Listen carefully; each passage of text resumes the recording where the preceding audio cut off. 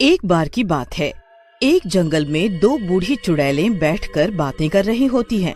पहली चुड़ैल, जिसका नाम काली होता है, गोरी चुड़ैल से कहती है, गोरी बहन, कई साल हो गए, मैं तो जब से चुड़ैल बनी हूँ परेशान हो गई हूँ अकेले रहकर। काली चुड़ैल की बात सुनकर गोरी चुड़ैल हंसने लगती है और बोलती है, कैसी बातें कर रही हो तुम भी काली बहन, हम चुड़ैलें तो अकेले ही रहती हैं हमेशा, इसमें बोरियत कैसी। तभी वहाँ एक भूत आ जाता है और गोरी चुड़ैल से कहता है,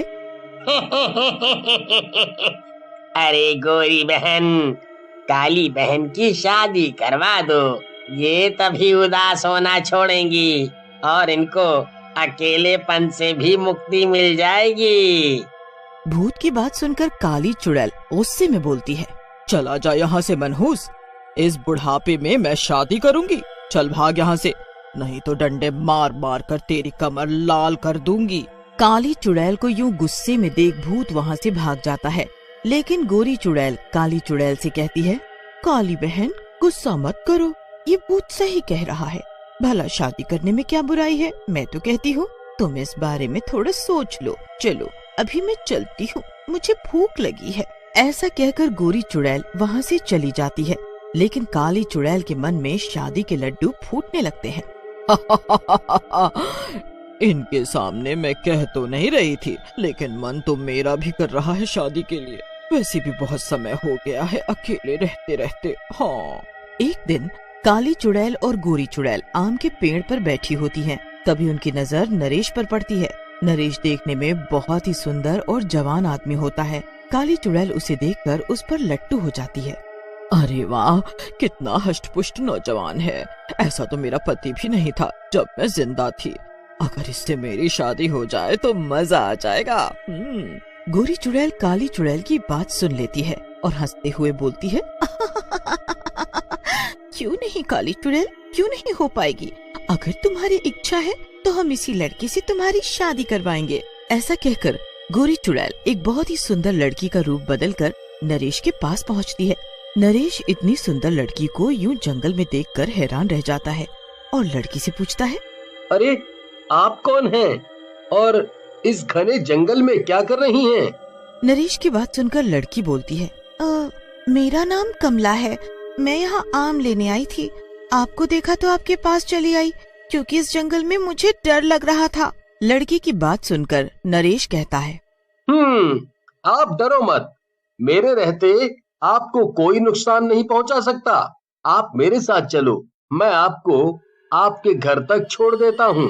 फिर कमला नरेश के साथ चलने लगती है और रास्ते में बातों ही बातों में नरेश के बारे में सारी जानकारी ले लेती है और रात में काली चुड़ैल के पास जाकर उसे बोलती है, बधाई हो काली चुड़ैल, वो लड़का शादीशुदा नहीं है और उसका नाम नरेश है, मैंने उससे तेरे बारे में बातें कर ली है, वो कह रहा है कि वो अपने परिवार वालों से पूछकर बताएगा। गोरी चुड़ैल की बात सुनकर काली चुड़ैल शर्मा जाती है और शर्माते हुए बोलती है, हाय रे गोरी, तू तो बहुत बेशरम है, शादी की बात भी कर ली, मुझे तो शादी की बात सोचकर ही शर्म आ रही है। काली चुड़ैल की बात सुनकर गोरी चुड़ैल हंसते हुए कहती है, इसमें बेशरम की क्या बात है काली बहन, और तुम तो ऐसे शर्मा रही हो जैसे तुम्हारी ये पहली शादी हो।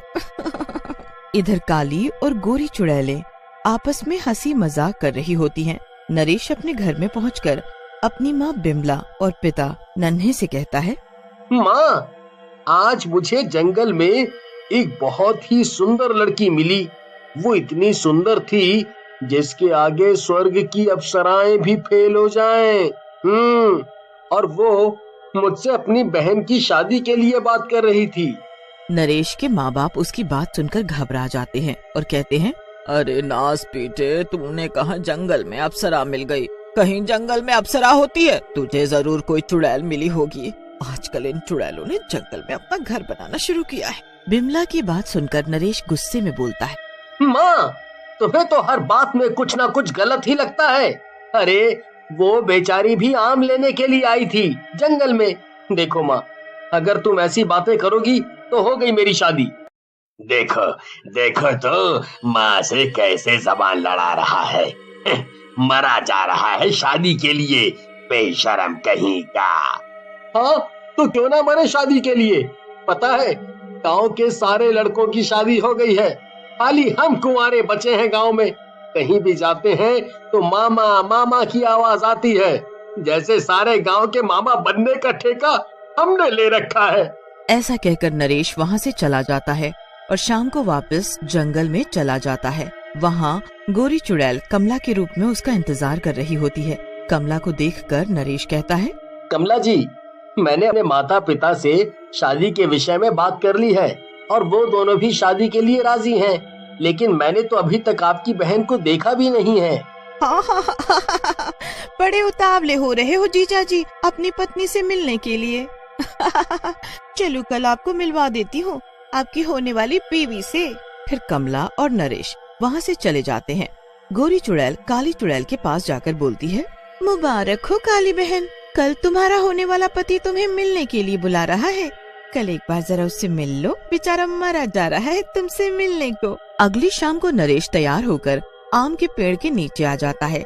नरेश कमला का इंतजार करने लगता है। उधर काली चुड़ैल भी एक सुंदर लड़की का भेष बना लेती है। गोरी चुड़ैल उसे देखकर बोलती है, मेरी काली चुड़ैल क्या लग रही है तू, अगर मैं लड़का होती तो तुझसे अभी शादी कर लेती। वो नरेश तो तुझे देखकर मना ही नहीं कर पाएगा। फिर काली और गोरी चुड़ैल कमला और मीना के भेष में नरेश के पास पहुँचते हैं।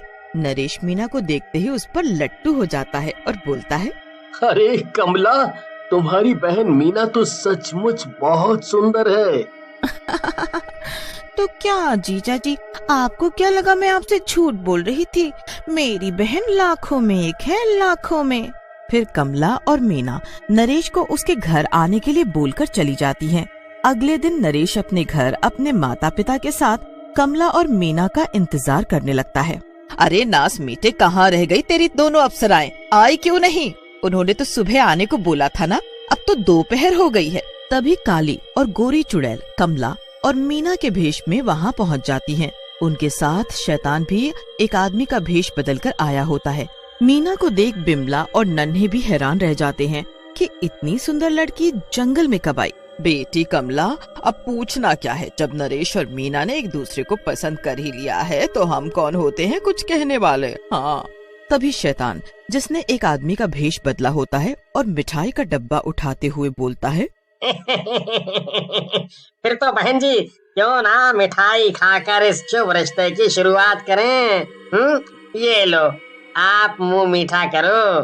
तभी नन्हे की निगाहें शैतान के पैरों पर पड़ती है। अरे अरे, कोई मिठाई मत खाना, ये तो चुड़ैलों की टोली है, चुड़ैलों की। नन्हे की बात सुनकर नरेश और बिमला भी तीनों के पैर देखते हैं जो कि उल्टे होते हैं। नरेश डर के मारे चिल्लाने लगता है, अरे अरे मर गया, अरे ये तो चुड़ैले हैं, चुड़ैले।